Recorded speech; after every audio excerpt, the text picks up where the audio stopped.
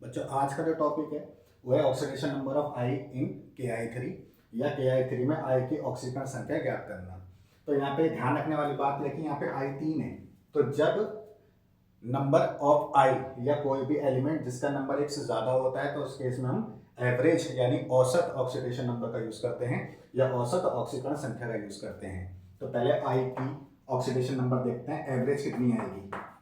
तो ये KI3, ये हो जाएगा 3x, K पे चार्ज होता है +1 is equal to 0, 3x is equal to -1 और x इजिकल टू -1/3। तो ये एवरेज ऑक्सीडेशन नंबर है किसका, I का।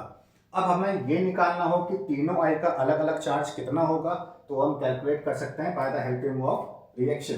तो ये हमारे पास KI3 बनता कैसे होगा, तो ये KIA प्लस I2, ये बन गया KI3।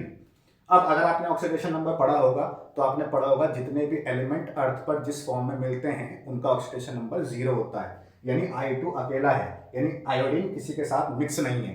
तो जब कोई अकेला होता है, किसी के साथ मिक्स नहीं होता, तो उसका ऑक्सीडेशन नंबर 0 होता है। तो इस केस में दोनों I का ऑक्सीडेशन नंबर कितना आ गया, 0। बात करते हैं यहाँ पे I, तो सबको पता है K पे कितना होता है +1, तो I पे कितना होगा -1। इसका मतलब एक I जो है वो -1 में है। तो यहां से आपको समझ में आ गया कि 2i कितने में, 0 में, और 1i कितने में, -1 में। इसका मतलब है 2i ये है और 1i ये है, तो 3 तो हो गए i। अब 2i का चार्ज है 0, 1i का चार्ज है -1, इसका मतलब -1/3।